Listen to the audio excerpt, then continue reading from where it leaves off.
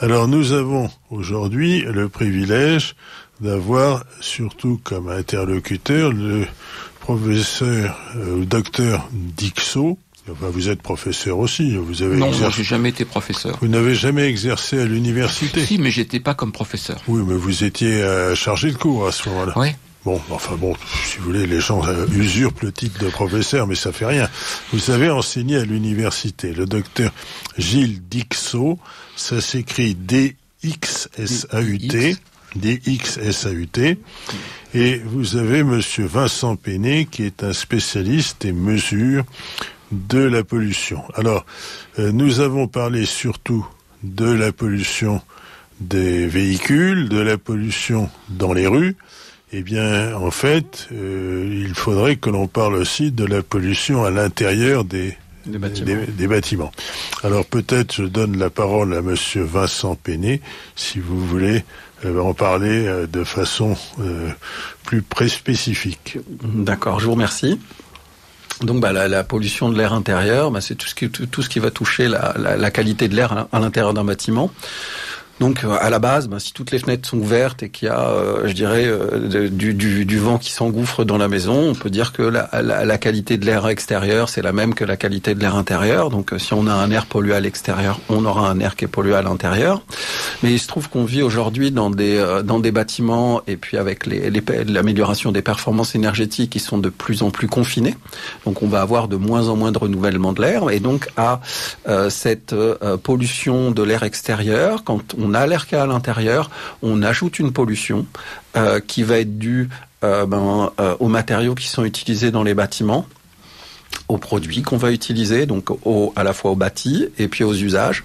Et ça résulte une pollution de l'air intérieur qu'on peut caractériser de un air intérieur qui est 5 à 10 fois plus pollué que l'air extérieur, parce que justement, on a des polluants qui sont très spécifiques avec tout ce qui va être le mobilier, les peintures, les matériaux de décoration, je disais les parfums, les produits cosmétiques ou les produits ménagers qui vont amener une part de pollution. Alors, pourquoi elle est aussi importante cette pollution de l'air intérieur? C'est d'une part le manque de renouvellement et le confinement de nos bâtiments et l'utilisation de beaucoup de matériaux à l'intérieur des bâtiments. Alors je précise en quelque sorte que du point de vue de la performance énergétique, l'idéal des bâtisseurs, ça consiste à avoir des immeubles qu'on n'aère jamais, c'est-à-dire avec des fenêtres hermétiquement closes et avec une climatisation réduite au minimum, ce qui fait que, en fait, les gens respirent toujours le même air, puisque, par exemple, vous avez même le cas le plus extraordinaire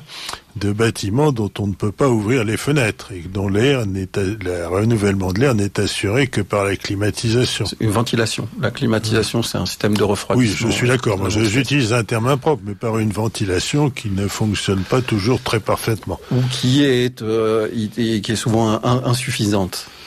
Donc, et qui est souvent une source de pollution. Oui, avec la maladie du légionnaire, toutes sortes de choses. Enfin, c'est épouvantable. Moi, je vous dirais, par exemple, je m'excuse, une petite anecdote. Je suis professeur dans les bâtiments de Jussieu. Eh bien, j'ai donné comme condition sine qua non qu'on puisse ouvrir les fenêtres. Ça fait tout un problème avec l'architecte. Ils ont fini par accepter cela. Mais si vous voulez, un immeuble dont on ne peut pas ouvrir les fenêtres, pour moi, ça paraît mais c'est le cas de la plupart des immeubles industriels, n'est-ce pas? C'est une des recommandations pour améliorer la qualité de l'air intérieur. Comme l'air extérieur est moins pollué que l'air intérieur, on va ouvrir les fenêtres pendant 2 fois 10 minutes par jour en créant une aération. Et ça va permettre de renouveler l'air et de diminuer les concentrations des polluants qui sont présents à l'intérieur. Alors, pardonnez-moi, je vous ai interrompu. Je souhaiterais que vous continuiez dans votre lancée. Monsieur Vincent Péné. Donc pourquoi en fait la qualité de l'air, qu'elle soit intérieure ou extérieure, c'est important. On respire environ 12 à 15 kg d'air par jour. Comparé à 2 litres d'eau par jour, ça fait 2 kilos et environ 1 kilogramme de nourriture. Donc ça veut dire que 80% de la matière qui va passer dans notre organisme provient de l'air qu'on respire. Donc la qualité de l'air, c'est vraiment quelque chose d'essentiel à notre vie. Je rappelle, on tient 30 jours sans manger, 3 jours sans boire et 3 minutes sans respirer. Donc l'air, pour moi, c'est vraiment la chose qui est essentielle. Donc il faut savoir que dans sa journée, on va passer 80% de notre temps en moyenne, bien sûr, 80% à l'intérieur d'un bâtiment. Et donc ça veut dire que la qualité de l'air intérieur d'un bâtiment a vraiment un impact sur notre santé respiratoire. Donc on a vu que un petit peu plus tôt que la pollution de l'air extérieur elle était liée à différentes sources, et à l'intérieur on va retrouver des sources spécifiques, et c'est pour ça qu'on dit que l'air est plus pollué à l'intérieur qu'à l'extérieur, et 5 à 10 fois, parce que à la fois on a des polluants qui sont spécifiques de l'air intérieur, et puis à la fois on a des concentrations qui sont beaucoup plus élevées pour ces polluants entre l'intérieur et l'extérieur. Donc si on devait passer en revue un petit peu les types de pollution qu'on peut retrouver à l'intérieur, on va retrouver donc une pollution physique, la pollution particulière, qu'on a assez abordé dans la première partie de cette émission. On va retrouver tout ce qui est pollution chimique, et je vais y revenir un petit peu plus en détail par la suite. On va retrouver de la pollution biologique, c'est tout ce qui va être moisissures, allergènes d'animaux comme les acariens, les chiens, les chats. Les poils des chats. Ouais. Alors oui, sur les poils des chats, finalement, c'est pas le poil du chat qui est allergène, c'est la salive du chat qui se lèche, et donc qui va contaminer les poils avec ses allergènes, et c'est ensuite ces allergènes qui vont être diffusés par les poils. Donc on va retrouver cette pollution biologique, tout ce qui va être moisissures, acariens, chiens, chats, souris, rats, blattes, qu'on peut avoir des allergènes pour toutes ces. On va retrouver aussi potentiellement une pollution radiologique, avec le radon, normalement dans certaines régions de France qui est plus marqué, qui est responsable d'un très grand nombre de cancers du poumon. À ce point-là, je m'excuse, j'ouvre une parenthèse, le radon, c'est quelque chose qui a tendance à s'accumuler dans les caves, dans les zones granitiques, c'est-à-dire le Limousin, la Bretagne. Est-ce que c'est vraiment si dangereux que ça ? Les études épidémiologiques qui ont été faites sur le sujet estiment que le nombre de cancers du poumon en France chaque année liés au radon serait de l'ordre de 2000 cas. 2000 cas, c'est énorme. Oui. C'est énorme. Excusez-moi, je vous ai interrompu. Parce qu'en fait, on a un effet cumulatif avec le radon plus les autres facteurs de cancer du poumon, c'est-à-dire que ajouter le radon multiplie le risque de cancer de poumon d'un facteur 40. Alors si on a une maison dans le Limousin, il faut pas descendre à la cave. Il faut la ventiler. Il faut ventiler en fait pourquoi le radon est aussi dangereux au niveau des cancers du poumon. Donc il est radioactif. Le radon, c'est un élément radioactif qui se désintègre avec une particule alpha. Une particule alpha, c'est une particule d'hélium, c'est une particule qui est relativement grosse.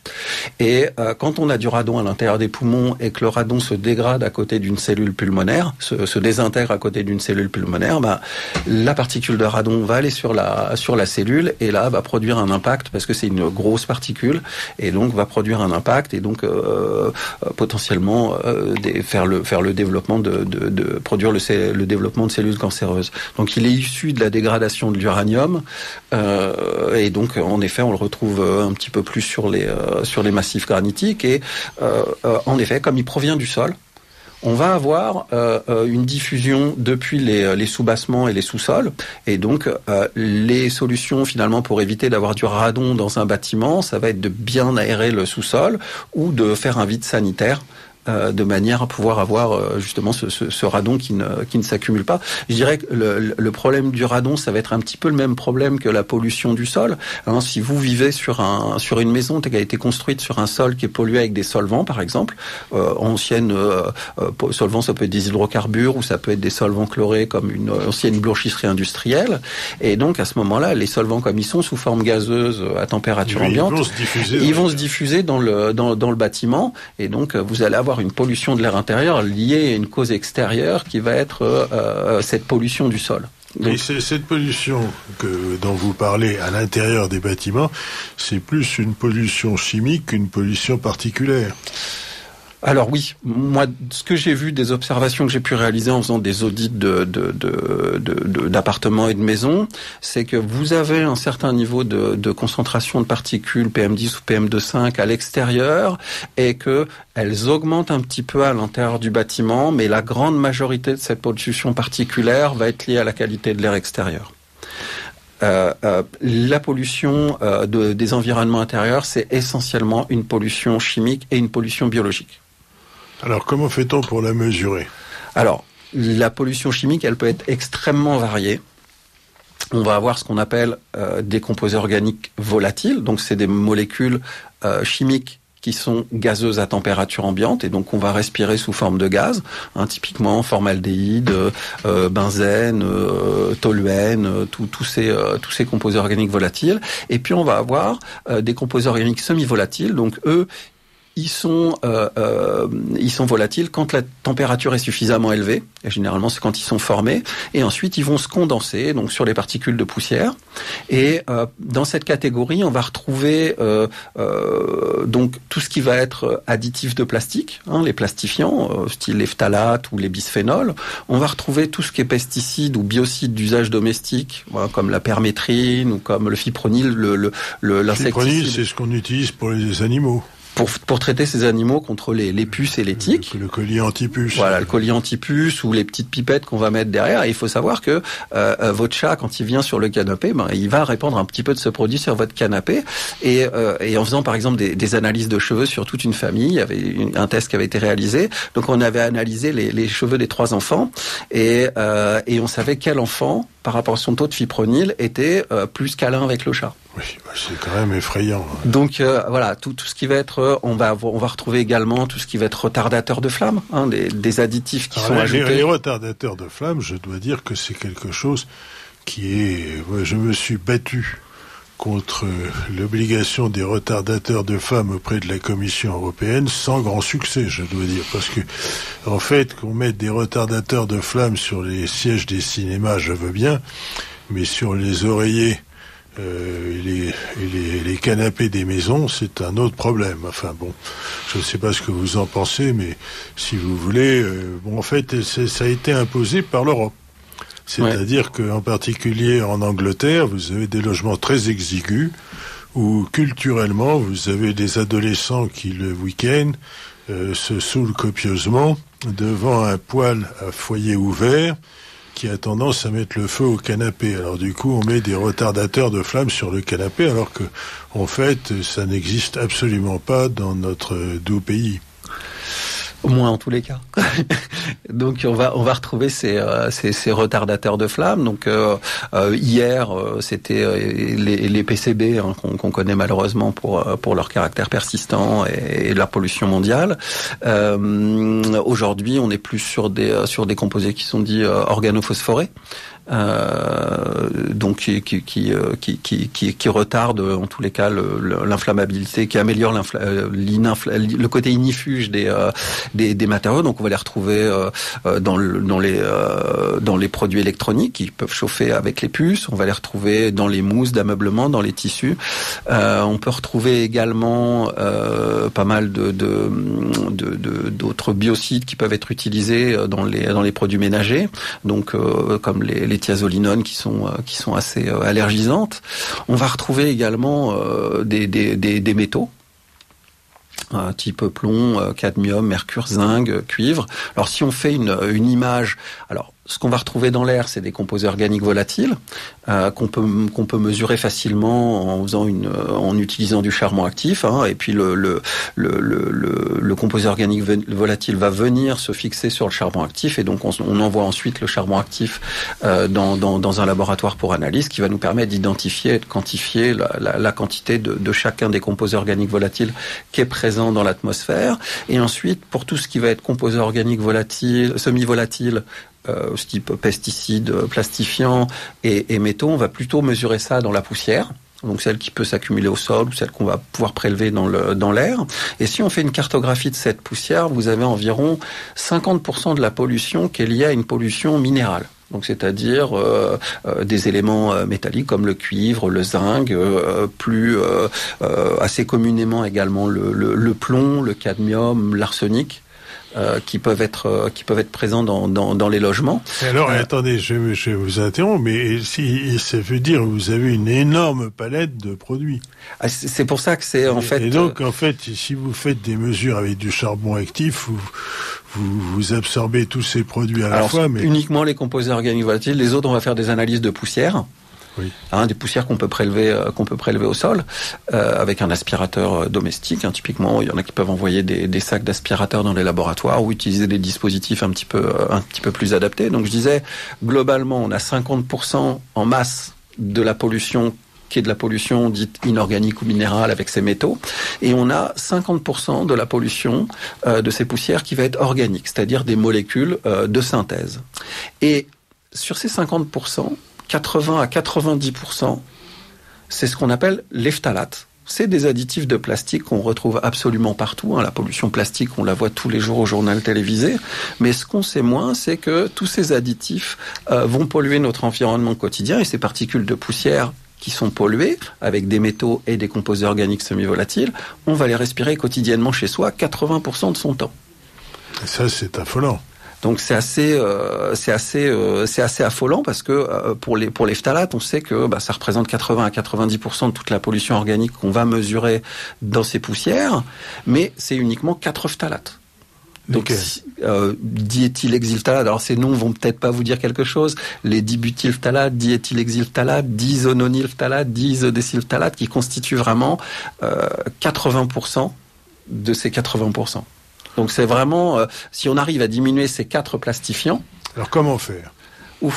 Le plastique est trop présent dans nos environnements quotidiens. C'est tous les sacs plastiques, par exemple. C'est surtout le matériel. Le matériel. Vous voyez, par exemple, dans ce studio, on a une table qui est certainement faite avec du bois aggloméré recouvert d'une fiche couche de plastique. Donc, si on doit analyser, on va savoir que dans le bois aggloméré, ça va émettre du formaldéhyde, qui est un agent cancérigène avéré pour l'homme. Oh, mais attendez, je vais demander à Radio Courtoisie des indemnisations parce que on est en train de respirer des et que on a justement ce revêtement en plastique. Donc certainement que dans le bois, on a ajouté aussi un petit peu d'insecticides et de fongicides pour éviter qu'il y ait des insectes xylophages ou des moisissures qui s'y installent, sans toutefois informer le consommateur, et que ce revêtement plastique, quand il est neuf, il va émettre beaucoup de ces additifs de plastique. Parce que quand vous avez le polymère plastique qui est produit, donc le polymère, c'est une chaîne de monomères, donc une chaîne de molécules qui sont liées chimiquement les unes aux autres, et l'additif plastifiant, c'est quelque chose qu'on va rajouter et qui ne va pas créer de liaison chimique avec le polymère plastique. Et donc, quand il y a dégradation de ce plastique, les premières molécules à sortir de ce polymère, de ce plastique, vont être les additifs plastifiants. Et les additifs plastifiants, bien, c'est les phtalates, c'est les bisphénols, qu'on peut retrouver très très fréquemment dans nos environnements intérieurs. Et qui sont cancérigènes, bien entendu. Alors ils ont de multiples. Quels sont, docteur Dixot? Oui, il y a des cancérogènes dedans, oui, c'est sûr. Et surtout aussi dans les composés organiques volatiles qu'il y a dans ces produits. D'où l'intérêt d'avoir des meubles en vrai bois. Le bois mais alors, si par contre, je m'excuse de vous le dire, c'est que si vous avez des cossons qui s'y mettent, vous aurez tendance à mettre du xylophène ou des produits qui risquent à ce moment-là de dégager. Alors, on peut traiter le bois avec des techniques qui évitent les composés chimiques dedans. Alors comment faire? On utilise même la cire et les diffuse. Oui, mais on peut traiter le bois par chauffage, par exemple, ou par d'autres procédés physiques.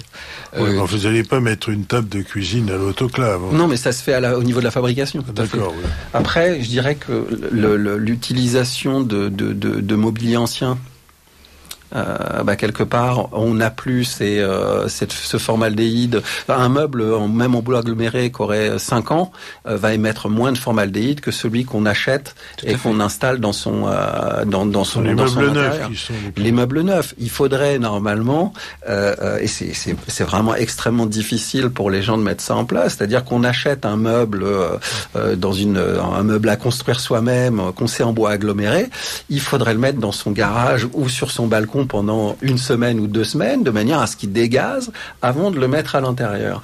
Et le plus, je dirais que le plus parlant, c'est quelle est la pièce de l'habitation qui est la plus polluée, à votre avis? J'aurais dit la cuisine. C'est la chambre de l'enfant. La chambre de l'enfant, oui, parce qu'effectivement, vous avez tous les lits, Quand on est un futur parent, qu'on attend son enfant, qu'est-ce qu'on va faire? On va lui préparer une chambre, un nid douillet. Donc, on va refaire la peinture. On va acheter du mobilier neuf. On va poser du sol neuf. on va avoir des jouets neufs, on va avoir tout ça. Et tout ça est vraiment source de pollution. Et on a certains enfants qui sortent de la maternité, tout va bien. Après quelques semaines dans leur chambre, ils commencent à développer certaines pathologies respiratoires comme de l'asthme qui sont liées justement à toutes ces émissions. Donc oui, on a à l'intérieur, on a un cocktail chimique qui est assez impressionnant, je dirais qu'entre les composés organiques volatiles, les métaux, les composés organiques semi-volatiles, on a bien entre 30 et 150 composés chimiques différents. Et c'est là que on se pose la question des effets cocktails. Déjà, si on doit discuter toxicité, voilà. Qu'en est-il de la toxicité d'un mélange aussi complexe de polluants chimiques pour lesquels, finalement, au niveau réglementaire, que ce soit REACH ou les Alors, REACH, c'est une norme européenne pour donner les limites des différents composés chimiques. Donc en fonction du tonnage qui est utilisé, il y a des niveaux d'exigence sur les études de toxicité à réaliser pour que le produit puisse continuer à être commercialisé au moins au sein de l'Union européenne.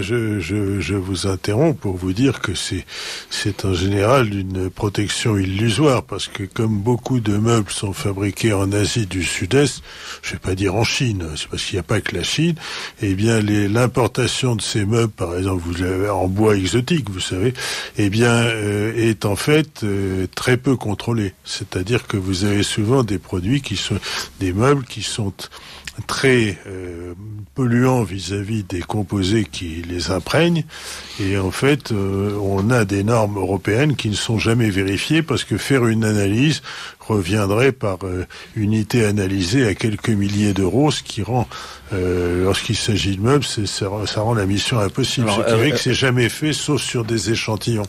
Oui, alors la réglementation REACH, c'est pour tous les produits chimiques qui sont importés au niveau de l'Union européenne ou utilisés au sein de l'Union européenne. Donc il y a des niveaux d'exigence en termes d'études de toxicité. Donc ceux qui vont être utilisés dans les plus grands tonnages, finalement, vont avoir la nécessité d'avoir des preuves de leur innocuité beaucoup plus importante que ceux qui sont utilisés en très faible tonnage. Et donc on sait aujourd'hui que certains phtalates, là, les plastifiants dont je parlais tout à l'heure, sont extrêmement réglementés, que dans certains produits de la vie courante, on ne peut pas les retrouver à plus de 0,1%. Donc oui, il y a une réglementation qui se met en place, mais aujourd'hui, quand on regarde qu'on peut être exposé à 100 ou une centaine de produits chimiques dans son quotidien, dans sa maison, et que pour 80% de ces produits, on n'a pas finalement de données de toxicité qui soient vraiment connues. On peut se poser des questions, en effet, sur le risque qu'on a à s'exposer à toutes ces substances. Alors, Monsieur Vincent Péné, vous avez une société Science Concept qui se spécialise en quelque sorte dans la mesure de ces produits. Oui. Alors, comment faites-vous pour mesurer tout ça? Parce que il y en a beaucoup. Enfin bon. Alors, donc notre travail, nous en amont, c'est de proposer ce qu'on appelle des kits d'analyse. La personne va commander un kit d'analyse sur notre plateforme internet. Elle va recevoir son dispositif de prélèvement, donc soit un prélèvement pour l'air, soit un prélèvement pour la poussière, soit un prélèvement pour des matrices biologiques comme des cheveux par exemple, et elle va nous renvoyer son échantillon, et ensuite nous on va l'analyser en laboratoire de manière à pouvoir étudier les polluants qu'on a listé. Donc notre travail en préambule, avant de proposer ce type de kit d'analyse, ça va être de déterminer quels sont les polluants qu'on va mesurer en fonction de leur toxicité, en fonction de leur fréquence de détection dans les bâtiments ou dans la vie courante, et donc fournir finalement des rapports qui soient interprétés vis-à-vis des niveaux mesurés, soit par rapport à des valeurs toxicologiques de référence qui sont définies par les autorités sanitaires, et lorsque celles-ci sont pas disponibles, on va utiliser des valeurs statistiques de référence. Donc la différence, une valeur sanitaire de référence, c'est une valeur pour laquelle on sait qu'au-delà d'un certain seuil, il y a un certain excès de risque pour développer un certain type de pathologie, que ce soit un cancer, que ce soit une autre perturbation ou de l'asthme ou des allergies respiratoires. Et les valeurs statistiques de référence, finalement, c'est on va faire une campagne de mesure sur 1000, 2000, 10 000 échantillons. On va regarder comment se répartissent les mesures statistiquement, et puis on va définir, la moitié de la population est inférieure à cette valeur, ou 90% de la population est inférieure à cette valeur, et donc on va définir des valeurs qui permettent de dire 90% de la population a une valeur de pollution qui est inférieure à tel niveau, et donc on va considérer qu'il y a un excès de risque pour la population qui sera au-dessus, les 10% qui seront au-dessus. C'est totalement empirique, c'est totalement empirique. Il n'y a pas de relation avec un effet sur la santé, Oui, parce que justement, je voulais demander au docteur Dixot, dans tous ces polluants, lesquels sont les plus dangereux ? Alors, dans ces polluants, il y a plusieurs catégories de dangers. Il y a d'abord les polluants qui sont les cancérogènes. Ça, on en a parlé, le formaldéhyde, l'acétaldéhyde, et enfin d'autres. Le formaldéhyde, c'est très présent dans les meubles. Oui, c'est la colle des meubles. C'est la colle. Mélange urée-formol. Oui, en fait, pour fabriquer un panneau de particules, on va prendre les petites particules de bois. On va avoir à côté un mélange d'urée et de formol, qui est une solution aqueuse de formaldéhyde. On va mélanger le tout. On va chauffer, on va comprimer, et ça donne de l'agglomérer. Et le panneau à particules peut émettre du formaldéhyde pendant 10 ans ou 15 ans. Oui, et puis si vous voulez voir passer aux travaux pratiques, vous allez chez Ikea acheter une armoire en pièces. Il n'y a pas que les panneaux de particules qui émettent ce genre de composés organiques volatiles. Si vous prenez du bois, du vrai bois du chêne, par exemple. Le chêne va émettre aussi ce qu'on appelle des terpènes, qui sont des composés du bois lui-même. Et alors, qui sont naturels, qui sont tout à fait naturels. Ce qu'il y a dans les huiles essentielles. C'est odorant. Et en fait, tous les bois ont une odeur particulière. Et en fait, cette odeur particulière des bois, c'est lié aux terpènes qui sont émis par ces bois. Ce sont des composés organiques volatiles qui sont émis en très très faible quantité, mais qui sont souvent assez odorants, mais qui ont à côté de ça un effet irritant pour les voies aériennes. Tous les composés organiques volatiles vont être irritants pour les voies respiratoires. Malgré leur très très faible concentration. Tous ces composés vont être irritants. On a même dit que la charpente de Notre-Dame de Paris émettait toujours des terpènes 800 ans après, ce qui est normal. Donc dans tous ces produits, donc on a des cancérogènes, mais on a surtout des irritants. Des produits irritants qui sont, je dirais, le point de départ d'un certain nombre de maladies respiratoires, parce que ce sont des irritants pour les voies aériennes, plus des allergènes. Vous avez beaucoup d'allergènes dans tous ces produits, notamment dans tout ce qui est produits ménagers. Vous avez beaucoup de produits allergisants. Vous avez des allergènes qui sont des allergènes. On a parlé des animaux. On a parlé dans la poussière. On a un certain nombre d'allergènes biologiques. Les acariens, par exemple. Les acariens. Il y a tous les allergènes biologiques comme les acariens, mais il n'y a pas que ça. Toutes les petites bêtes qui se promènent dans nos maisons sont souvent des allergènes. Et ces allergènes vont être rendus encore plus allergisants par le côté irritant de tous ces composés organiques volatiles. Et je dirais que c'est l'action conjuguée des deux, l'action irritative et l'action allergénique, qui fait que on augmente le risque non seulement d'asthme, mais de tout ce qui est pathologie associée. Pathologie respiratoire dans l'habitat. D'où la nécessité à la fois de venir à bout de tous ces irritants et de tous ces allergènes. Alors vous avez parlé, Monsieur Vincent Péné, des huiles essentielles. Est-ce que vous pouvez ouvrir une petite parenthèse là-dessus, la discussion que je peux avoir des fois avec mes étudiants sur les huiles essentielles, c'est que alors c'est décrit par les producteurs d'huiles essentielles comme des produits qui assainissent l'air. Naturopathes, les pharmaciens vendent aussi des huiles essentielles. Il y a beaucoup de gens aujourd'hui qui vendent les huiles essentielles.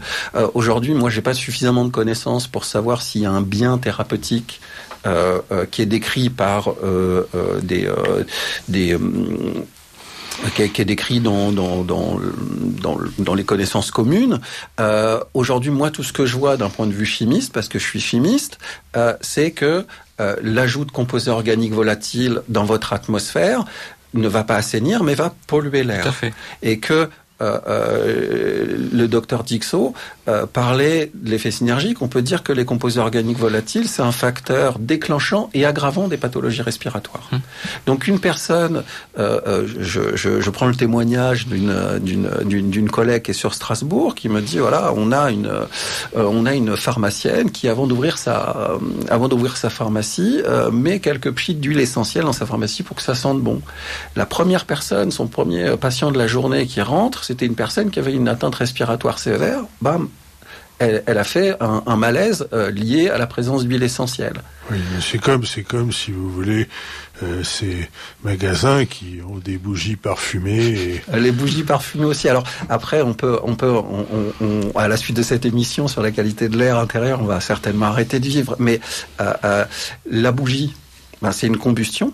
Donc phénomène de combustion, production de benzène, production de formaldéhyde, production d'hydrocarbures aromatiques polycycliques. Et de particules. Et de particules fines. Donc voilà, c'est aussi un cocktail. Alors je dis pas qu'il faut pas utiliser de bougies chez soi, mais vraiment avec parcimonie et puis aérer. Moi, ce qui m'inquiète là-dedans, c'est que il y a des gens qui n'étaient pas allergiques au départ et qui deviennent extrêmement allergiques à des tas de produits à la suite d'une exposition minimale. Alors par exemple, je donne un exemple, juste pour l'illustrer. J'ai un ami qui, un jour, s'est mis à tailler une haie de cyprès de l'Arizona au moment où ces cyprès dégageaient du pollen. Alors il a été recouvert de poudre jaune et il est devenu allergique à tout en très peu de temps. Alors parfois il y a cette espèce de déclencheur de l'allergie qui est due à la présence de produits allergisants. Tout à fait. Et cette allergie, enfin ce phénomène, c'est-à-dire rendre quelqu'un asthmatique alors qu'il n'était pas, peut être déclenché par les produits ménagers. C'est-à-dire que l'utilisation des produits ménagers a été démontrée comme étant un facteur de pathologie respiratoire, et c'est surtout vrai chez les femmes, parce qu'on sait que les femmes, en termes de pathologie respiratoire, sont beaucoup plus sensibles que les hommes. Elles sont beaucoup plus sensibles au cancer du poumon, elles sont beaucoup plus sensibles à la bronchopathie chronique obstructive, mais elles sont beaucoup plus sensibles à tous ces irritants respiratoires. Et il y a une étude qui avait été faite il y a 2-3 ans dans les pays nordiques, sur plusieurs centaines de milliers de personnes, qui montrait que l'utilisation de produits ménagers chez les femmes était un facteur déclenchant de bronchopneumopathie chronique obstructive chez des femmes qui ne fumaient pas. C'était l'utilisation, je dirais, irraisonnée de produits ménagers. Certains en utilisent un peu trop, et des produits qui sont des produits qui dégagent beaucoup de composés organiques volatiles. Et on a aussi des exemples, même j'ai un exemple proche dans le milieu médical, où l'utilisation d'un certain nombre de produits à l'hôpital a entraîné des produits pour le nettoyage, stérilisés pour le nettoyage, oui. Ont entraîné le développement d'asthme sévère chez le personnel, parce que ce sont des produits qui sont des irritants des voies aériennes extrêmement puissants, et ces gens ensuite sont restés asthmatiques pour le reste de leur vie. Donc il est très dangereux d'utiliser ces produits, et on a intérêt, surtout pour les femmes, je dirais, lorsqu'on utilise des lessives, qu'elles ne soient pas parfumées, qu'elles soient... Alors, j'ai tendance à dire que le propre n'a pas d'odeur. Donc, malheureusement, dans l'esprit collectif, en fait, si vous avez une femme de ménage qui fait son ménage et que ça sent rien après, on va dire elle n'a pas fait son travail. Donc, alors, on met des produits parfumés comme du limonène ou de l'alpha-pinène, l'odeur de citron ou d'agrumes, et l'odeur de pin, ou de l'eucalyptol, pour l'odeur d'eucalyptus, et ainsi de suite. Oui, on va rajouter ces parfums pour parfumer après le nettoyage. Mais donnons un exemple aussi tout à fait simple, c'est que parfois vous avez des produits parfumés qui sont rajoutés à la climatisation des automobiles. Tout à fait. Ouais. Et ça, c'est une catastrophe. On augmente le niveau de pollution. Alors, l'odeur est peut-être un petit peu plus agréable au niveau du nez, mais en tous les cas, au final, on augmente ce niveau de pollution ambiant. Au niveau du comité contre les maladies respiratoires, on apprend aux gens à faire soi-même ces lessives, ces produits d'entretien qui ne contiennent aucun produit composé organique volatile, aucun irritant, aucun allergène. Et c'est extrêmement facile à faire, ça se fait à partir de produits qu'on trouve partout, et c'est extrêmement efficace. Oui, alors je vous dirais que par exemple, c'est extrêmement difficile de trouver du savon non parfumé.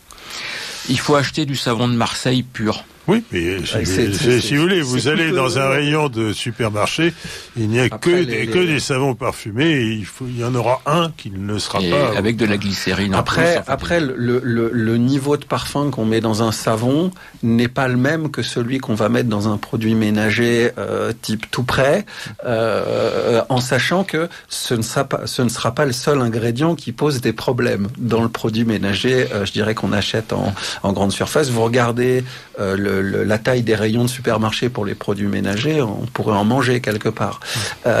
Mais la plupart sont en fait vont contenir des tensioactifs, vont contenir des produits alcoolisés, vont contenir du formaldéhyde parce que c'est un biocide et ça a été utilisé longtemps dans les hôpitaux, dans les salles de chirurgie pour désinfecter parce que c'est un biocide très très puissant. Donc on va retrouver tous ces polluants dans les produits ménagers. Alors aujourd'hui, si on doit identifier des sources de pollution dans les logements, je dirais premièrement le mobilier, deuxièmement les produits ménagers et les produits cosmétiques qui vont un petit peu avec, et ensuite on va avoir tout ce qui va être peinture, qu'on va mettre chez soi. Donc il faut vraiment... Les peintures, les pires étant les peintures glycérophthaliques. Tout à fait. Alors aujourd'hui, il existe, quand vous allez dans votre magasin de bricolage, vous avez un étiquetage avec une note qui va de A+ jusqu'à C, qui est relative au caractère émissif en termes de composés organiques volatiles des matériaux. Donc il faut choisir des matériaux, des peintures notamment... la peinture à l'eau, par exemple. Oui, la peinture à l'eau, qui émettent dans une catégorie qu'on va appeler A+, c'est faiblement émissif. Ça ne veut pas dire que ce n'est pas émissif, ça veut dire que c'est faiblement émissif. Et donc, c'est une garantie, finalement, si vous voulez, après l'application de cette peinture et dans des conditions d'aération satisfaisantes, vous allez avoir nettement moins d'odeur. Je me souviens il y a 35 ans, quand ils ont refait l'entrée de chez ma grand-mère avec des peintures glycéro, 6 mois après, ça sentait toujours la peinture. Oui, donc, aujourd'hui, ce genre de peinture tend à ne plus être utilisé en intérieur.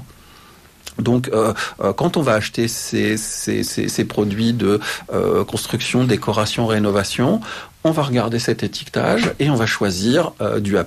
Et puis, s'il n'y a pas du A+, on va prendre du A, mais on va éviter les produits les plus émissifs qui vont apporter sur du moyen et du long terme beaucoup plus de pollution dans notre logement. On va éviter aussi d'avoir des moquettes. Les moquettes, c'est souvent une catastrophe. Parce c'est du plastique. Une accumulation de la carrière. C'est du plastique. Ça contient des retardateurs de flamme. Et puis, en effet, quand il y a des problèmes de moisissure, ça se développe pas mal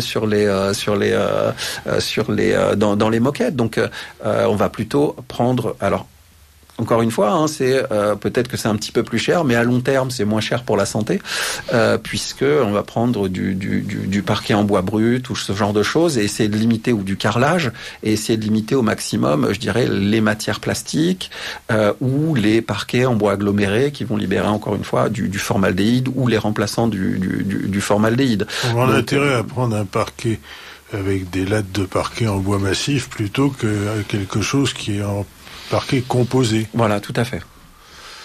Donc c'est assez inquiétant parce qu'on ouvre la fenêtre, on a les particules ultra fines et on la ferme, on a d'autres sources de polluants chimiques. Le docteur Dixot. D'où l'intérêt de ventiler son appartement ou sa maison aux heures auxquelles la pollution extérieure est la plus faible.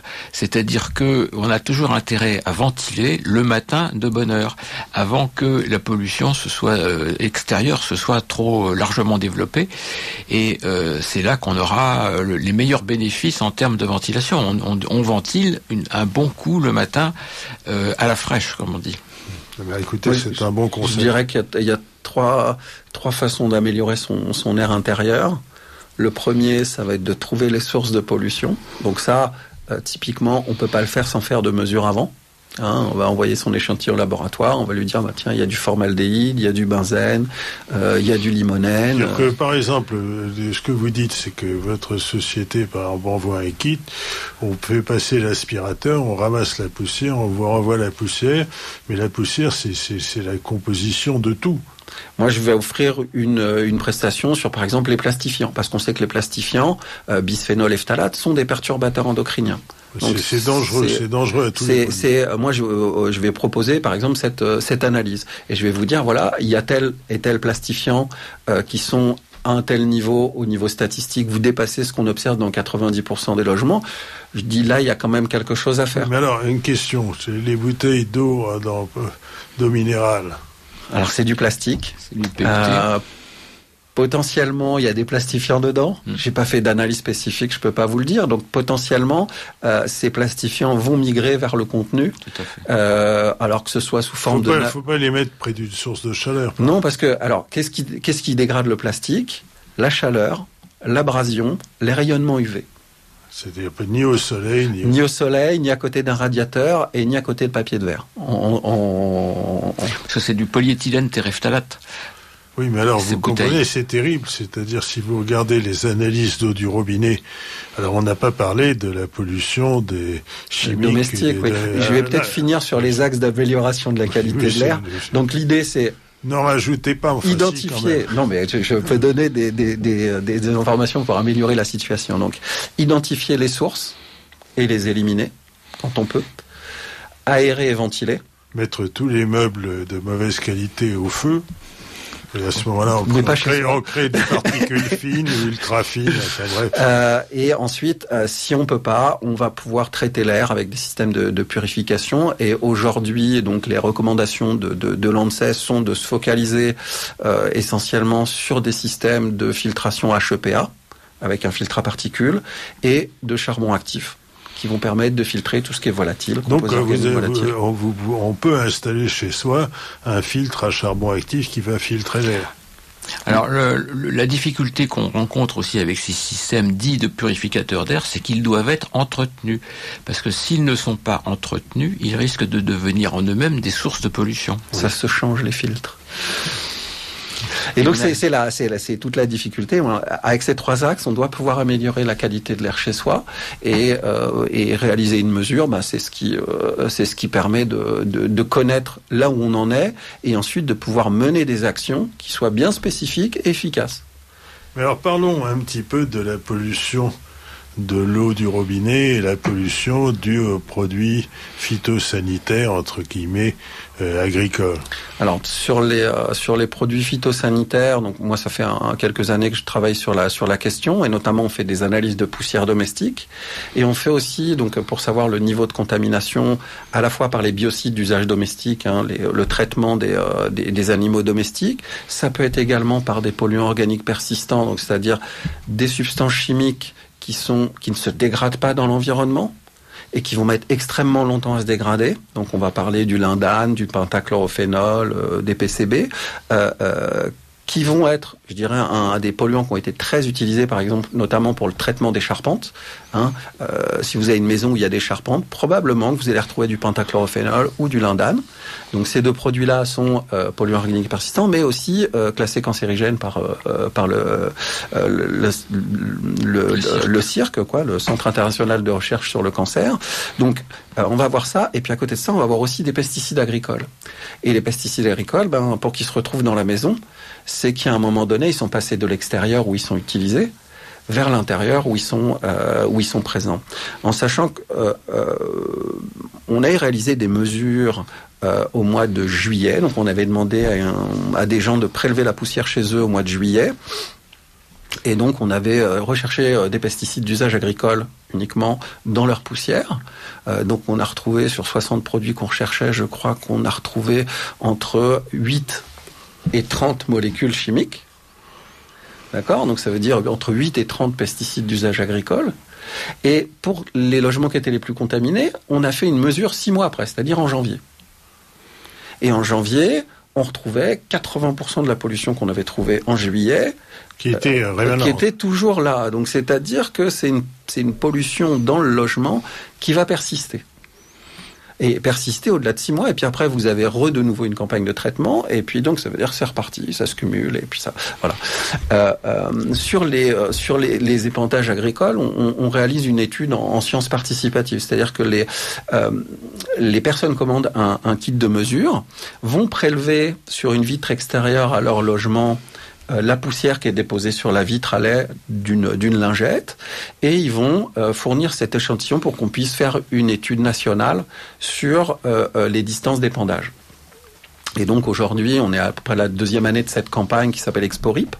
Ce qu'on peut voir déjà, à partir de la première année, on a mesuré sur une soixantaine d'échantillons. Alors statistiquement, c'est pas très robuste, mais on a déjà des tendances qu'on peut observer. Ce qu'on peut observer, donc aujourd'hui, actuellement, la réglementation au niveau des distances minimum de traitement, c'est 5, 10 et 20 mètres pour les produits les plus dangereux. C'est ridiculement petit. Hein. Oui, mais comment le démontrer ? Donc nous, on a pris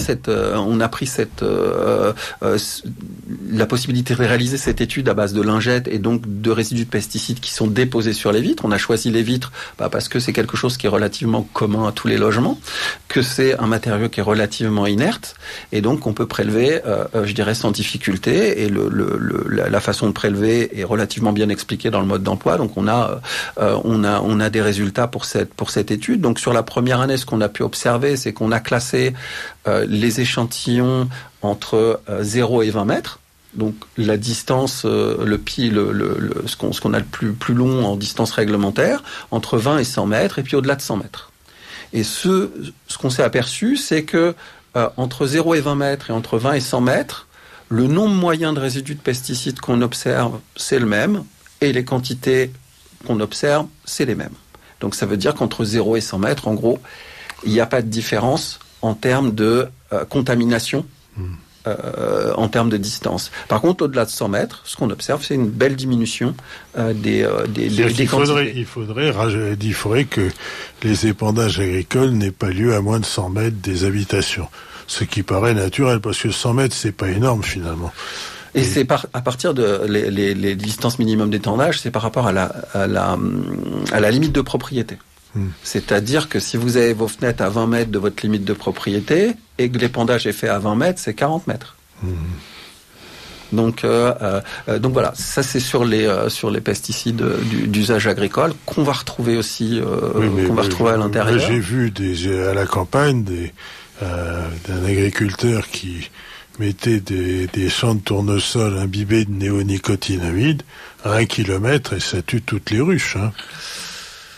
Alors c'est après la question des phytosanitaires est relativement vaste et relativement polémique, puisque du sortir de la guerre, on a dû augmenter rapidement les rendements agricoles, et que ces molécules ont permis d'obtenir ces augments. Et l'agriculture moderne nous a permis de nourrir la France. Les agriculteurs ne font pas nécessairement des épandages, mais ils sèment des graines enrobées. Les graines sont enrobées et la plante qui pousse est toxique. C'est les pesticides dits systémiques qui vont intégrer le système alors à ce moment-là, circulation de la sève. Tout ce qui est insectes, tout ce qui est animaux diffuse ceci. Alors bien entendu, je ne parle pas de la pluie qui rince ça dans les champs. C'est un problème qui, à mon avis, est très grave, parce que si on regarde les disparitions d'insectes et d'oiseaux, des petits oiseaux, des passereaux, eh bien, on aboutit à une situation qui est calamiteuse aujourd'hui. C'est-à-dire que il y a beaucoup d'insectes qui sont sur la voie de disparition, carrément. Après, c'est tout l'écosystème qui est impacté, puisque si vous tuez les vers de terre, vous tuez certains rongeurs qui vont être habitués. Si vous tuez les insectes, ceux qui mangent les insectes, leur population va disparaître. Et si vous tuez ces oiseaux, après, il n'y a plus de félins. C'est une expérience que je recommande à toute personne qui se balade un petit peu. Vous avez une très jolie ville du sud de la région parisienne qui s'appelle l'Archamp, et qui est à proximité d'un certain nombre de blocs d'escalade style Fontainebleau.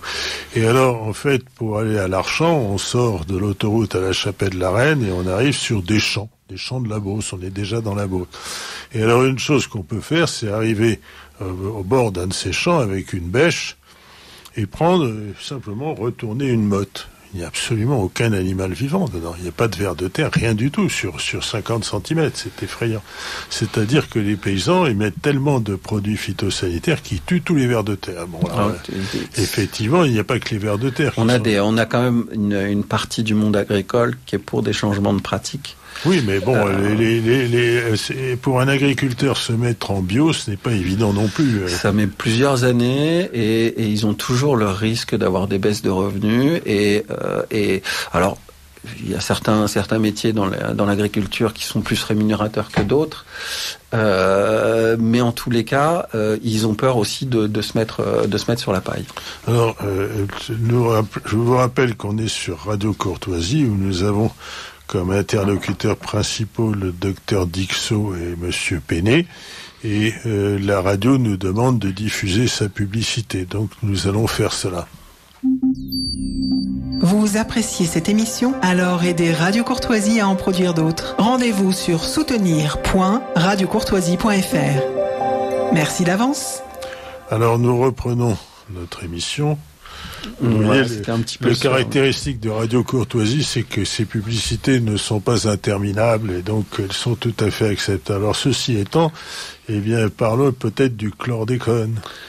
Alors oui, le chlordécone, c'est un problème je crois qu'il a été, c'est une molécule chimique donc qui a des propriétés d'insecticide. Il est sur le charançon de la banane. Alors il est classé aujourd'hui par la Convention de Stockholm sur les polluants organiques persistants comme polluants organiques persistants, c'est-à-dire toxiques, persistants. C'est-à-dire qu'il va avoir une demi-vie ou une vie qui va être très longue dans l'environnement, et bioaccumulable, c'est-à-dire que les organismes vont accumuler dans la chaîne alimentaire ce produit. Alors le chlordécone, c'est une molécule qui est connue depuis environ 50 ans. Et qui a été utilisée pour traiter le charançon de la banane dans les Antilles françaises. Et qui, du fait de sa persistance, a induit aujourd'hui une pollution de ces îles assez importante. Et donc, on a une population qui est relativement imprégnée par ces polluants. Et donc, il y a des liens, l'exposition de cette... Avec le cancer de la prostate. Le cancer de la prostate. Et c'est malheureusement... Ça a été même reconnu comme maladie professionnelle là-bas.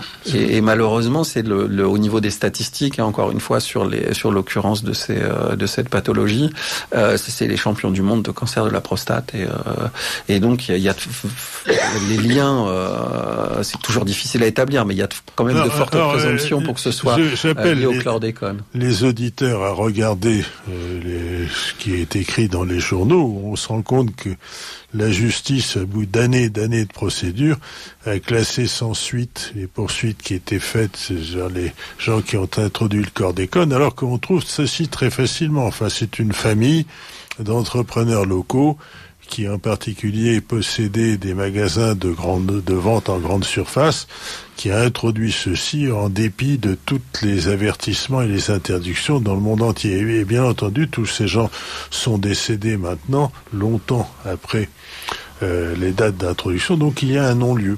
Et donc circuler, il n'y a rien à voir. Alors ça se passe comme ça pour beaucoup de produits. On pourrait citer l'atrazine aussi, qui est présente dans l'eau du robinet de beaucoup. Alors, c'est encore une histoire d'utilisation agricole. L'atrazine, c'est un herbicide qui a été interdit, je crois, en 1980 ou dans les années 2000. Et qu'on retrouve encore aujourd'hui comme polluant pratiquement l'un des plus détectés dans les eaux de consommation.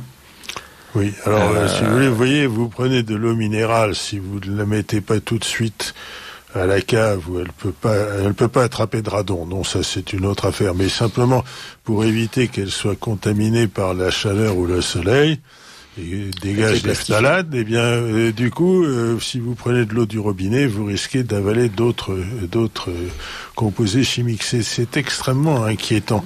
Alors, vous ouvrez vos fenêtres, vous avez des particules ultra fines, vous les fermez, vous avez du formaldéhyde des meubles, comment faire? L'objectif, c'est quand même de diminuer son exposition et savoir, c'est ce qui va nous permettre d'agir efficacement pour diminuer cette exposition. Alors, l'eau en milieu naturel, elle va être polluée par différents types de substances. On va retrouver encore une fois les métaux ou les éléments traces métalliques comme l'arsenic ou le cadmium ou le plomb qui peuvent être liés notamment à des activités minières ou industrielles. On va retrouver également les pesticides qui sont liés aux applications agricoles.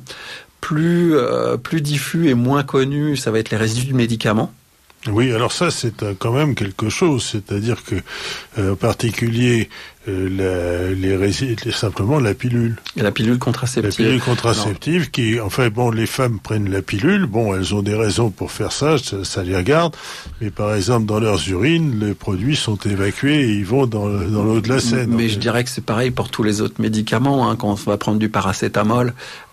Donc, alors, au niveau on prend le médicament, la première chose c'est qu'il va passer dans le sang, ensuite il va être distribué dans l'organisme de manière à pouvoir agir avec son caractère médicamenteux, et ensuite il va être éliminé. Donc il va être éliminé via les urines ou les selles.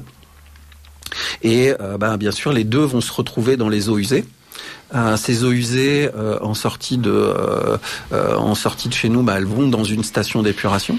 Par exemple, à Ivry-sur-Seine, il y a une grande station d'épuration et en fait, nécessairement, ils arrivent à rendre l'eau soi-disant potable, mais ils n'élimineront pas les mélanges. Alors, on appelle ça les micropolluants parce que ils sont présents en relativement faible quantité et puis ils sont dits émergents.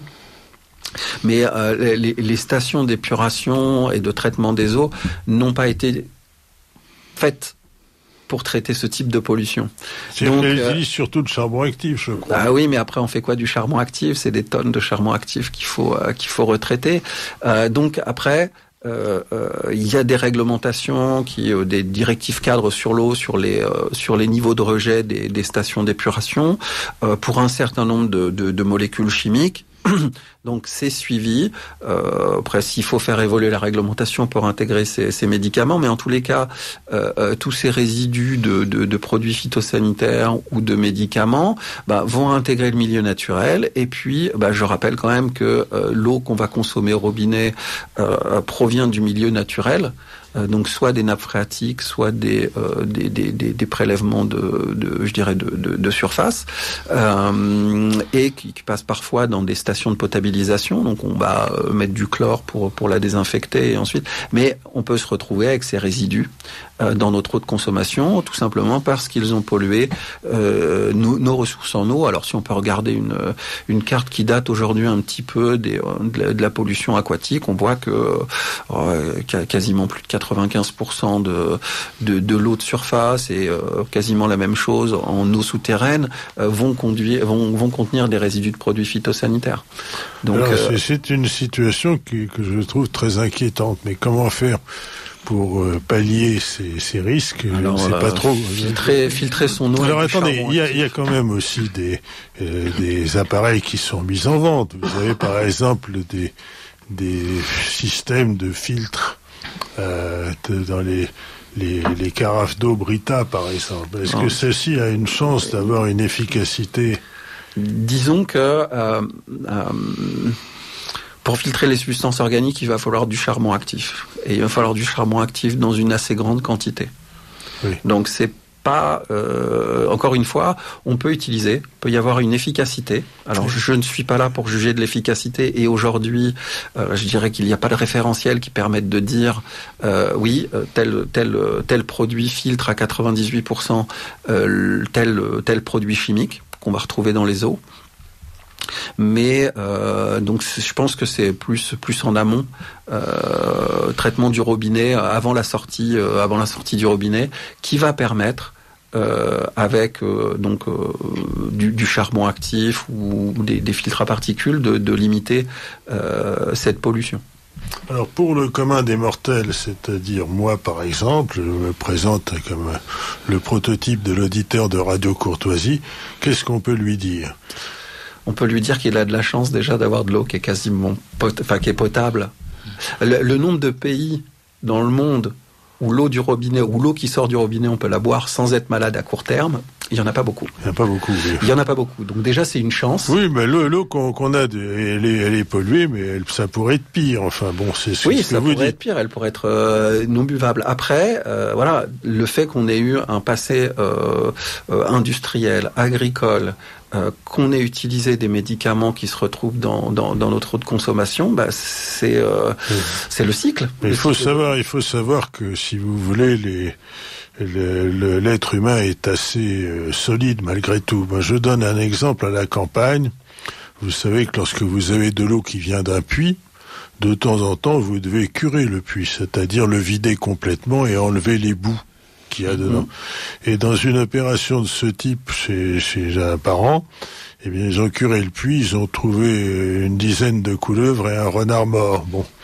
Et cette eau avait été utilisée pendant 2 ans, sans que personne ne soit malade. Alors, je veux dire par là l'être humain arrive à supporter ça. Lorsqu'il s'agit de pollution organique, s'il y a beaucoup de débit, si vous voulez, ça filtre. Mais très honnêtement, vous avez des gens qui tombent malades pour moins que ça. C'était aussi les critères un petit peu d'évaluation de la toxicité des substances. C'est-à-dire que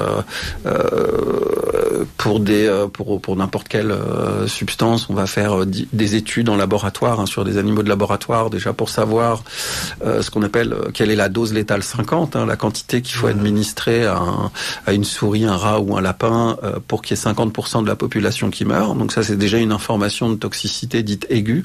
On va avoir deux types d'exposition. On a celle à son domicile avec les composés organiques volatiles, c'est plus une exposition chronique, du long terme, avec une concentration qui est relativement faible.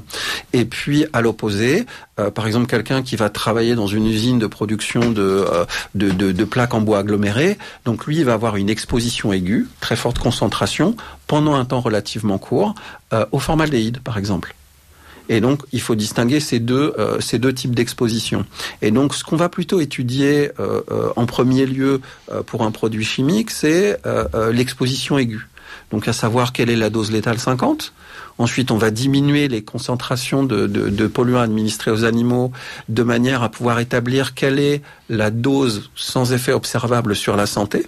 C'est ça, le NaOL. NaOL, voilà. No Adverse Effect Level. Voilà, c'est dose sans effet observable sur la santé. Et à partir de là, on va définir ce qu'on appelle une dose journalière admissible. C'est-à-dire la dose à laquelle un humain peut être exposé quotidiennement sans avoir d'effet sur la santé. D'effets visibles. D'effets observables, oui. Donc on va prendre la NaOL, cette dose sans effet observable sur la santé, puis on va la diviser par un facteur 100 ou un facteur 1000. Alors, il y a un facteur 10 qui est pour le passage de l'espèce animale à l'humain, et puis ensuite il y a un facteur de variabilité, dite intra-espèce. Donc, le docteur Dixot l'a dit, on est inégaux devant la pollution. On est inégaux en termes de santé en face de la pollution. C'est pour prendre un petit peu ça. Donc, on définit à partir de là des doses journalières admissibles.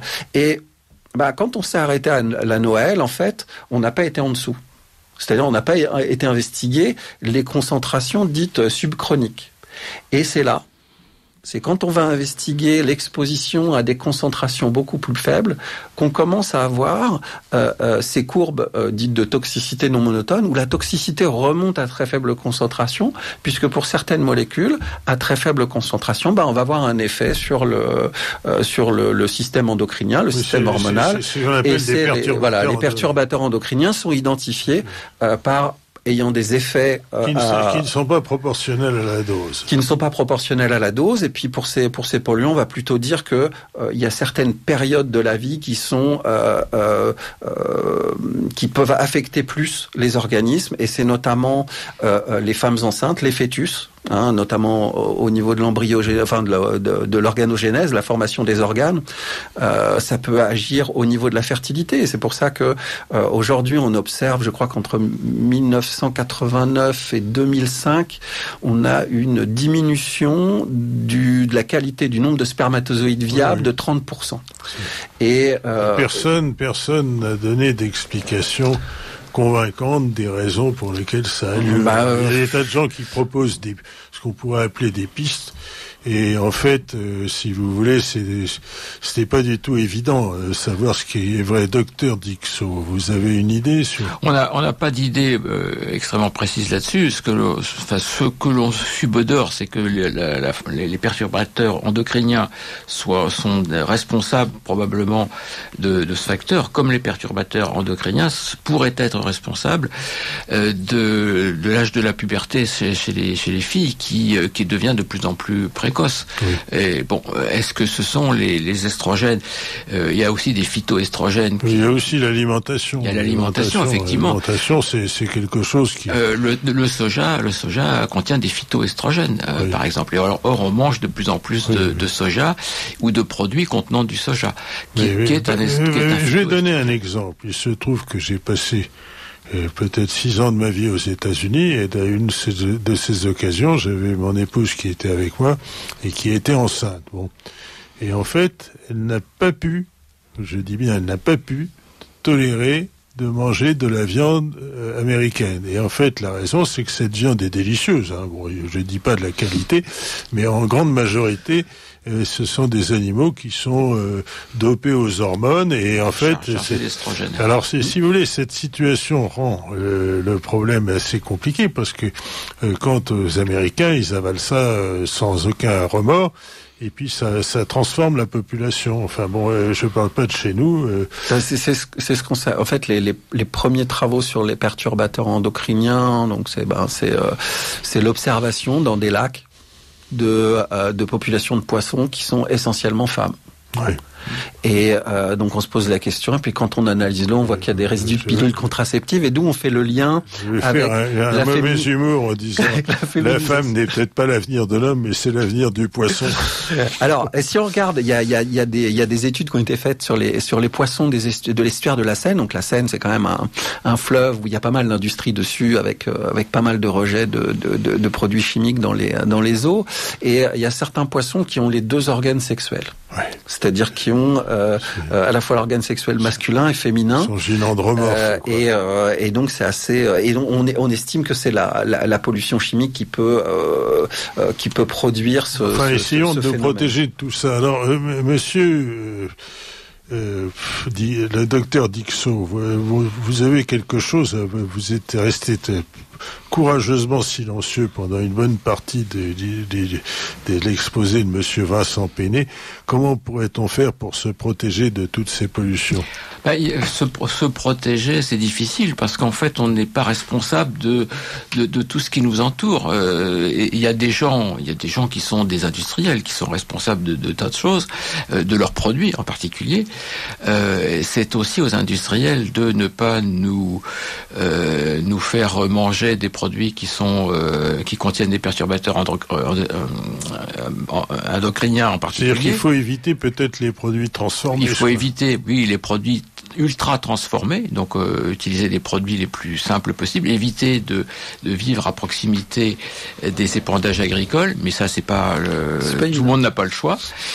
Et puis utiliser des produits qui sont des produits simples. Par exemple, au niveau de notre comité, on fait des ateliers de formation pour le public, pour expliquer comment faire des produits ménagers qui ne soient pas du tout ni toxiques ni allergisants, et ça c'est simple à faire. On peut évidemment fabriquer du savon en utilisant de l'huile d'olive et de après c'est un process qui est un petit peu dangereux pour le commun des mortels. C'est un peu compliqué, mais il est très facile par exemple de fabriquer des produits ménagers comme de la lessive à partir de savon de Marseille, de cristaux de soude et de bicarbonate de soude, et vous avez une lessive qui est très efficace, qui n'est pas allergisante et qui fonctionne bien. La différence entre utiliser du bicarbonate de soude, ça marche très bien pour écurer, Je dirais que la différence avec une célèbre marque qui fait ses publicités à la télévision, on met 3 gouttes et puis il n'y a plus de calcaire. La seule différence, c'est l'huile de coude. Et il y en a un qui est toxique, extrêmement toxique, et pas l'autre. Et puis le vinaigre, c'est un choix aussi de mode de vie. Hein. Le vinaigre d'alcool est un produit ménager qui est extrêmement efficace et qui n'est pas du tout toxique. Oui. Enfin, c'est pas toxique, mais c'est quand même un peu. On peut difficilement en boire une quantité importante, sauf dans sa salade. Oui, non, mais c'est pas pour boire, c'est pour faire le ménage. Non, mais je suis d'accord, mais si vous voulez, bon, ça reste quand même assez corrosif malgré tout. Si on avait un conseil à donner concernant les produits ménagers, c'est de regarder et dès qu'il y a un pictogramme de risque, essayer d'éviter regarder les compositions et voir s'il n'y a pas de produit. Alors, Monsieur Péné, vous travaillez toutes ces questions. Est-ce que vous avez une clientèle industrielle? Parce que les industriels, une entreprise va avoir ses locaux et elle veut sans doute éviter de rendre son personnel intoxiqué. Alors déjà, faut-il déjà avoir connaissance de ces problématiques sur la qualité de l'air intérieur? Alors aujourd'hui, c'est une thématique qui commence vraiment beaucoup à se développer, et donc les gens sont sensibilisés à ça. Après, il y a déjà, je dirais, les industriels, ou en tous les cas les patrons, pourraient être intéressés pour faire tester la qualité de l'air intérieur de leurs locaux. D'ailleurs, c'est intéressant réalisé maintenant. Ça passe de plus en plus, il y en a de plus en plus qui le font parce que la qualité de vie au travail est quelque chose qui est dans l'air du temps, et avoir des employés en bonne santé.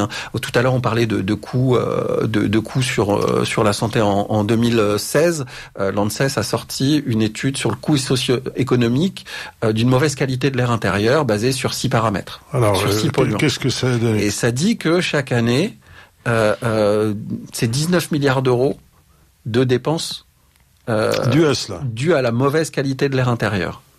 Donc, comparé au déficit de la sécurité sociale, c'est quasiment du même ordre de grandeur. Oui. Donc, on a cet intérêt. Alors, sur la qualité de l'air intérieur dans les bureaux, par exemple, ce qui est intéressant, c'est les espaces collectifs, les bureaux individuels, tester les composés organiques volatiles. Pour savoir s'il y a beaucoup de formaldéhyde ou pas, puisque ça contribue aussi à avoir des problèmes de santé respiratoire. Et il y a un des paramètres qui est très intéressant à étudier, et notamment dans les salles de réunion, qui est le taux de dioxyde de carbone. Donc, quand on est plusieurs dans une pièce qui est assez confinée, on respire, donc on va inspirer de l'oxygène, et puis on va expirer plus de dioxyde de carbone, et donc au bout d'un moment, le dioxyde de carbone, il va s'accumuler dans l'espace. Alors rappelons que la quantité naturelle qu'on a de dioxyde de carbone, c'est des choses comme 400 parts par million. 400 ppm, 450 ppm, donc oui. C'est de cet ordre. Voilà. Et en fait, dans les locaux industriels, parfois on observe que ça va jusqu'à 800 ou 900. Dans les salles de réunion, l'autre jour, je donnais un cours à l'université, j'avais mon capteur de CO2 avec moi, et on est monté jusqu'à 2600 ppm. Oui, c'est énorme. C'est énorme. Alors, à ce moment-là, il faut mettre des plantes en serre. Non, ça sert à rien, les plantes.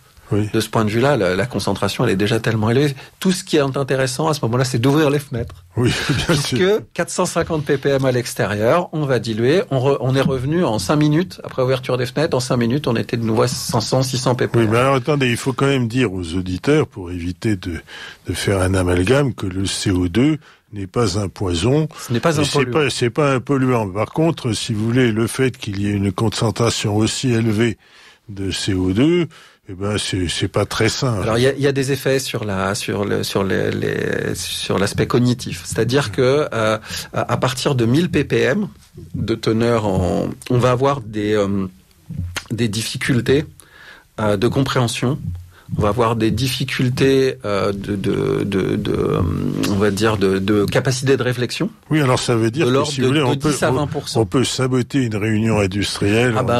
J'imagine bien une salle de réunion pas assez ventilée, les décisions qui peuvent en sortir quand les taux, donc à partir de 1000 ppm. 2000 c'est considérable. 1000 ppm. Vous avez dit que vous aviez observé. Ouais, 2600, oui. J'avais des élèves qui étaient, qui commençaient à s'endormir. Donc on peut avoir ces effets de somnolence à des concentrations élevées. élevé, mais à partir de 1000 ppm, c'est entre 10 et 20% de nos capacités cognitives qui sont en moins. Bon, bah écoutez... Et à partir de 1700 ppm, 1800 ppm, on est plutôt de l'ordre de 30 à 40%. Oui, mais est-ce que c'est pas plutôt lié à l'oxygène, non? Il y a un effet. Il y a un effet du dioxyde de carbone. L'effet du dioxyde de carbone, mais si on récompense ça par de l'oxygène, ça devrait quand même... Alors, le taux d'oxygène reste relativement constant dans la pièce. Oui. Donc, je pense qu'on peut attribuer ça à cet effet sur les fonctions cognitives au dioxyde de carbone. Alors, juste, il y a une réglementation dans les écoles qui impose 1000 et 1700 ppm. Alors, c'est très facile de mesurer la quantité de dioxyde de carbone parce qu'on a des appareils qui sont assez... Tout à fait. Vous trouvez ça sur Internet. Hein. Oui, ça vaut entre 200 et 500 euros. Oui, mais je veux dire, c'est abordable. C'est abordable.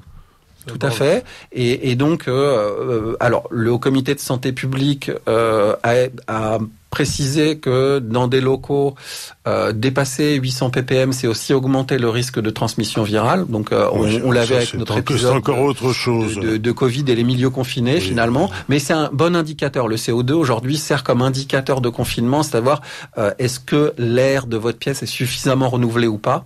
Et si vous dépassez au bout d'une demi-heure les 1700 ou 2000 ppm, c'est qu'il y a un problème de renouvellement de l'air dans votre... Oui, mais alors, si vous voulez, là encore, on se heurte à des dogmes, c'est-à-dire que, si vous voulez, les gens vous disent n'aérez pas parce que ça va causer une déperdition de chaleur. Et si vous regardez, par exemple, toutes les belles fenêtres à double vitrage qu'on propose en remplacement des fenêtres anciennes, eh bien, si vous voulez, elles ont du mal à se mettre à l'espagnolette, c'est-à-dire vous avez du mal à les ouvrir simplement. Et donc c'est fait pour rester fermé. C'est fait pour rester fermé. Alors aérer pendant 5 à 10 minutes va refroidir l'air qui est à l'intérieur de la maison, mais ne va pas refroidir la structure. C'est-à-dire ce qui emmagasine la chaleur, ce sont les murs. Et donc, en 5 minutes d'aération, et l'objectif c'est de créer un courant d'air, bien sûr, pour que l'aération soit la plus efficace possible en le moins de temps possible. Et si on est avec et qu'il fasse 3 ou 4 degrés dehors, certes, la température va diminuer temporairement dans la pièce, mais on va gagner en confort de vie. Oui, alors le confort de vie, ça consiste à avoir des fenêtres grandes ouvertes avec un grand feu dans la cheminée, mais heureusement le docteur Dixot vient de nous quitter et il n'a pas entendu cette chose-là, parce qu'aujourd'hui on n'a plus le droit, logiquement, de faire des feux dans sa cheminée si ce ne sont pas des foyers fermés. Enfin, bon, c'est des foyers ouverts. Voilà, si c'est un foyer ouvert, normalement, disons que la pollution va se diffuser plus facilement. D'accord, mais bon, on le fait quand même, mais ce n'est pas très légal, dirons-nous. Qui n'a pas fait un feu dans sa cheminée perd un peu une qualité de vie, mais je dirais... après c'est une façon. Je dirais qu'autrefois, quand je dis autrefois, c'est il n'y a pas si longtemps, dans les années 70. Les années 70, c'est quand même il y a 50 ans. Eh bien, lorsque vous descendiez sur la Nationale 20 vers Limoges, eh bien, il y avait quelque chose d'extraordinaire, c'est que toutes les maisons étaient chauffées au bois et vous sentiez la fumée de bois. Et maintenant, ce n'est plus le cas. C'est-à-dire, ça a complètement disparu. C'est-à-dire que, bon, alors vous me direz, c'est peut-être bon pour la santé, mais ça... si vous voulez, il y a certaines fumées qui sont odorantes au point qu'on a plaisir de temps en temps à les respirer. Je vais pas dire le contraire. J'aime bien sentir le feu de bois. Maintenant, aujourd'hui avec les connaissances scientifiques qu'on peut avoir sur les émissions, oui, mais alors, on peut dire que ça induit un risque. Je dirais que maintenant, si vous voulez, ce qui est aussi fascinant, c'est qu'on n'a plus le droit de faire de feu nulle part, parce qu'autrefois, quand je dis autrefois, mettons il y a 50 ans, eh bien, vous aviez des végétaux, des taillis. Vous utilisez un système de brûlis. Vous coupez les taillis, vous faisiez un grand tas de bois et vous y mettez le feu. et ça ne met pas le feu au pays. Si vous faites ça après une pluie, bon, et puis ça faisait une fumée gigantesque. Et bien maintenant, c'est interdit à la campagne. On n'a plus le droit de faire ça, et c'est quelque chose qui quand même rend la situation assez pénible, parce que si vous voulez débroussailler, vous êtes obligé d'utiliser des machines qui consomment une quantité de combustible fossile considérable. Enfin bon, c'est déporter. Alors on remplace un problème par un autre. Le risque aujourd'hui, c'est sur la pollution diffuse. Oui. Alors, si vous voulez, maintenant, ce que je vous dis, c'est que j'aimerais quand même que vous donniez les coordonnées de votre société, parce que si des gens veulent se procurer des kits de mesure, votre société, c'est Science Concept. Alors, la société s'appelle Science Concept, et on propose des solutions de mesure de la qualité de l'air intérieur sur le site yootest.com, donc yootest.com, et ensuite on propose également des mesures d'exposition individuelles, avec des analyses de cheveux ou des bracelets en silicone qui vont capturer la pollution, et puis nos cheveux intègrent la pollution à laquelle on est exposé sur le site exposome.com, donc expozom.com. Alors c'est intéressant pour nos auditeurs de savoir ça, parce que en gros on aime savoir si les meubles qu'on met dans la chambre du bébé ne sont pas toxiques. Enfin bref, disons que savoir, notre constat, c'est que savoir, ça permet d'agir efficacement. Oui, alors si vous voulez, c'est très inquiétant tout cela, parce que je prends l'exemple du fipronil et l'exemple du lindane. Eh bien, il y a une quarantaine d'années, eh bien, vous aviez des produits vétérinaires où on disait utilisez le produit antipuce pour le chien en lui donnant un bain au lindane. Alors, c'est quelque chose d'assez affolant aujourd'hui lorsqu'on découvre le lindane. Et cancérigène pour l'homme. C'est un produit extraordinairement toxique.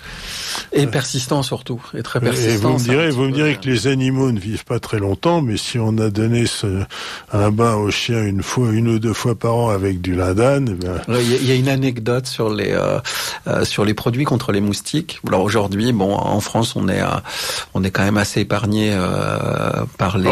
Il y a le moustique tigre. Oui, mais il y en a pas énormément non plus. Et puis c'est que dans certaines régions, donc les risques de transmission de la malaria ou de la dengue, ou de la dengue sont relativement limités. Mais pour ceux qui utilisent des insecticides chez eux, par exemple sous forme de bombes, bien souvent on lit pas les étiquettes. Et en fait, sur l'étiquette, il y a marqué quoi ? Il y a marqué qu'après pulvérisation, il fallait aérer intensément. Donc, il faut savoir aussi que les insecticides aujourd'hui sont des insecticides de contact, c'est-à-dire que l'insecte doit être en contact avec la surface qui est traitée pour être intoxiqué. D'accord ? Donc, ça veut dire que vous appliquez votre produit pesticide, pour tuer les moustiques, et puis ensuite vous aérez. Et vous aérez, et les moustiques reviennent. Oui, exactement. Donc on n'arrive pas. C'est assez limité, en sachant que les produits qu'on va mettre vont polluer notre environnement pendant des dizaines de mois. Bon. Monsieur Vincent Péné, nous arrivons à la fin de notre émission. Est-ce que vous voulez conclure en ce qui vous concerne ? Parce que le docteur Dixot nous a quittés il y a quelques minutes. Il ne reste plus que vous pour conclure cette émission. Je dirais que on a fait un petit peu un bilan de ce qu'on pouvait retrouver comme pollution à la fois à l'extérieur et puis à l'intérieur de nos logements. Ça veut pas dire qu'il faut s'affoler, mais ça veut dire qu'il faut faire attention. Et faire attention, donc ça veut dire faire attention à ce qu'on achète dans le commerce, matériaux peu émissifs, essayer d'avoir des produits ménagers moins toxiques. Utiliser du mobilier plutôt en bois brut. Je dirais aussi méfiance vis-à-vis des huiles essentielles, c'est-à-dire que certaines d'entre elles sont très irritantes et il faut se méfier des effets secondaires qu'on peut avoir avec. Alors sur la pollution de l'air, clairement, ce sont des polluants de l'air. Aujourd'hui, moi, j'ai pas suffisamment d'informations. Il faut se méfier pour dire si, il y a des effets thérapeutiques ou non. Et donc, je dirais prudence avec ça. Attendons les recherches scientifiques qui nous permettront de dire si ces produits permettent de soigner certaines pathologies ou non. Voilà. En tout cas, merci, Monsieur Péné. Et j'avoue que cette émission ne fait qu'inquiéter inquiétera nos auditeurs s'ils entendent s'ils l'écoutent jusqu'au bout, parce que aussi bien à l'extérieur qu'à l'intérieur, on a des sources de pollution qui sont très inquiétantes. Enfin, en tout cas, grâce à votre présence et à celle du docteur Dixot, eh bien, nous avons été éclairés sur ces points. Je vous remercie de votre participation et je clôt. Bon, alors attendez, le technicien fait autre chose, mais je termine cette émission en disant que il faut essayer de manger bio et disons d'éviter tout ce qui peut être une source de pollution chimique, et en particulier les meubles neufs, par exemple, les bougies parfumées et tout cela, ce sont des produits dans lesquels on ferait bien de se méfier. Donc on retrouve tous ces conseils sur les sites spécialisés sur la qualité de l'air intérieur. Oui, mais bon, vous savez, les gens sont souvent un peu allergiques à Internet et ils ne regardent pas nécessairement ce qu'ils devraient regarder. En tout cas, je vous remercie d'être venu aujourd'hui. Vous êtes venu. Merci pour votre invitation. Vous êtes venu de Strasbourg, je crois. De Strasbourg, oui. Bon, alors si vous voulez, je voulais mentionner que votre présence est un don que vous faites en nature, parce que le fait de venir de Strasbourg à Paris n'est pas anodin, et soyez-en remerciés. Merci beaucoup. Bonsoir, Monsieur Péné.